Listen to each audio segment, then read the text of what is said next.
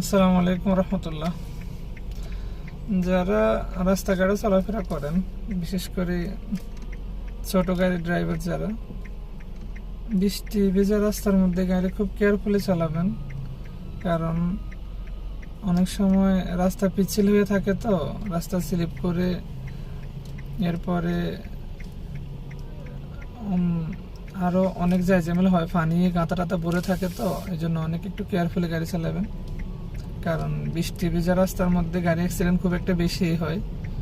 এই যে আমার সামনেও একটা গাড়ি অ্যাক্সিডেন্ট করছে, একটা গাড়ি আরও 3 থেকে 4টা গাড়িতে টাচ করছে, এভাবে অ্যাক্সিডেন্ট করছে। সুতরাং যারা এই গাড়ি চালাবেন, বি কেয়ারফুল, নিজের যেন ক্ষতি না হয়, অন্যও যেন ক্ষতি থেকে বাঁচে।